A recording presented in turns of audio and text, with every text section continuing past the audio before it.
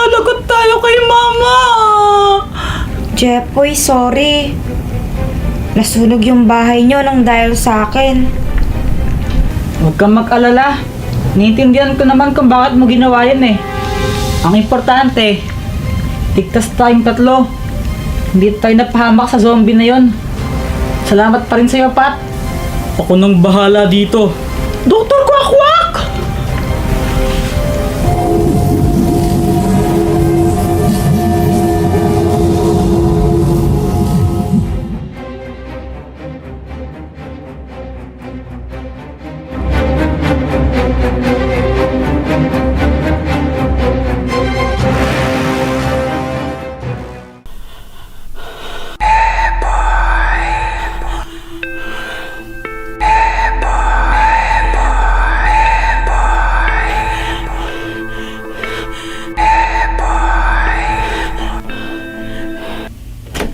Huy, Kuya Jepoy! Paano ka?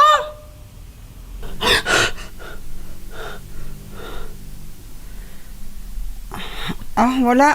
Nanaginip lang ako ng di maganda. Ano ba napaginipan mo? Ikaw, di ka maganda eh. Ay, wow, suntukin kita dyan eh. Joke lang. Siya nga pala yung baril mo. Asan na? Sasauli ko na kay Dr. Quack-Quack. Ako na lang magsasauli kay Dr. Quack-Quack. Gagamitin ko pa kasi eh. Ay, nako, bahala ka nga. Uy! Saan pupunta?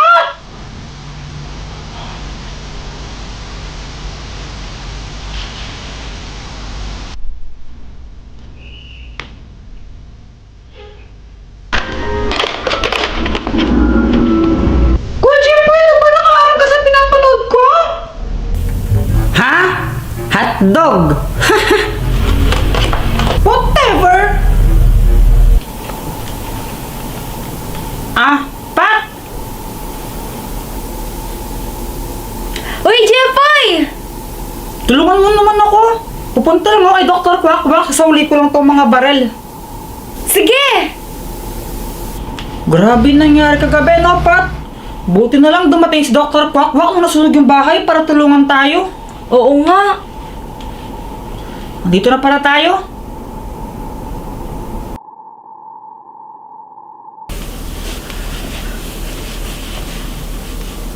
Ikaw ay tila sa isang sayang di naluluma. Pinig ko gito hanggang kaluluwa. If you like my number shit all my life. Hoy! Anong ginagawa mo? Hinaharana ka, ang sweet, di ba? Tumigil ka nga dyan, ano ba, nakahiya? Kinahihiya mo ako, Joanna. Ouch! Sakit naman nun. Hindi, no? Nakakahiya yung boses mo. Ang pangit-pangit, sintunado ka. Parang ang ano pala ako kumanta. Tara na, mag-date na lang tayo. Sige, tara. Ayaw gumana ng spray na to. Ay. Dr. Quack-Quack, ito na pala yung mga baril na hiniram namin sa'yo. Paghilagay na lang dyan sa mesa. Teka, ba't kulang ng isa? Ayaw niya pang ibalik eh. Sabi niya gagamitin pa daw niya. Ewan ko dun. Saan naman gagamitin ni Joanna yun? Di ko din alam eh. Bango nito. Thank you pala Dr. Quack-Quack kasi tinulungan mo kami. Nung una pinahiram mo kami ng barel tapos tinulungan mo pa kami nung nasunog yung bahay. Ano ka ba, Jepoy? Walang anuman. Magkaibigan tayo eh. Simula bata ka pa lang, magkaibigan na tayo. At ang magkaibigan, nagtutulungan. Kaya, huwag mo isipin yun. Dr. Quack-Quack, ang ganda pala ng garden mo, no? Ay, sayang! Alam mo, Dr. Quack-Quack, si Pat hindi ko maintindihan. Minsan ganyan siya, pero minsan masungit siya. Ang gulo. Hay nako, ganyan din yung asawa ko. May asawa ka? Oo, nasa Japan yun eh. Pero bukas magkikita kami. Pero pinagtataka ko lang. Bakit kaya yung bahay niyo lang yung pinuntirya ng mga zombie? Diba? Hindi ko din alam eh. Ay, nako. Tara, kain tayo sa loob ng bahay. Nagluto ako. Tara. O sige. Pat, tara kain daw tayo. Ay, tama. Gutom na ako. Tara na.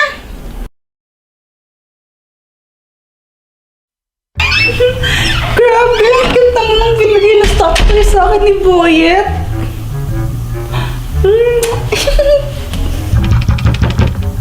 Wala, dyan na naman si Boyet. Ano ba? Bakit?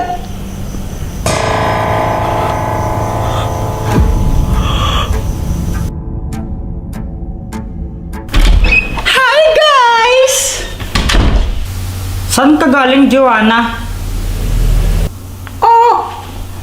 Lumabas lang kami ni Boyet maghapon. Wala, naggala lang kami. Talaga? Maghapon kayo magkasama? Nag-date kayo? Parang ganun na nga. Alam mo ba, nagpapakiss siya sa akin. Sabi niya, kiss ko daw siya, kapalit daw stuffed toy. Anong tingin niya sa akin? Easy to get. Ba't naman ko siya kikiss sa chicks? Yee! Uy! Talaga lang ha? Hindi ka nagsisinungaling? Oo nga, bakit ba? Meron kasi kami nakita ni Pat na sulat dito. Ito, at ang sabi sa sulat, isa sa inyo ay ako. Black Ghost. So ako pinagbibintangan mo? Aba, wala naman akong sinasabi na pinagbibintangan kita ah. Basta huwag ka pagbintangan mo. Ayun, si Pat na lang. Ha? Ba't ako? Eh, magkasama kayo maghapon ni Jepoy eh. Oh, baka ikaw, Jepoy, baka ikaw talaga yung Black Monster. Nagkukunwari ka lang. Di mo ba naintindihan yung sinabi ni Pat? Maghapon, magkasama kami. Andun kami kila Dr. Quack. Kaya imposible na ako yun. Basta hindi nga ako yun. Ako nga to si Joanna, yung sister mo. Ano ka ba? Talaga lang ha? Ikaw ba talaga si Joanna?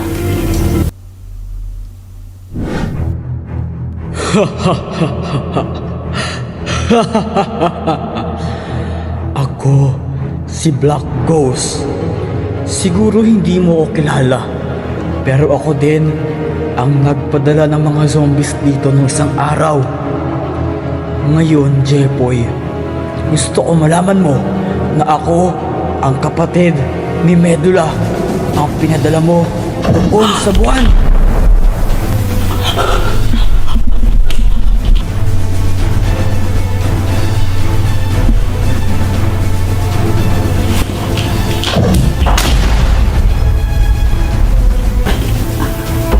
Pat! Hingi ka ng tulong kay Dr. Quack! Bilis! Oo!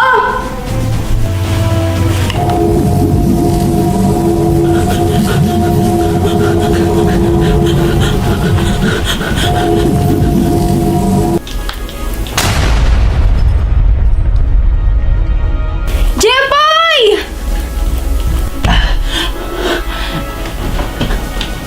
Wow.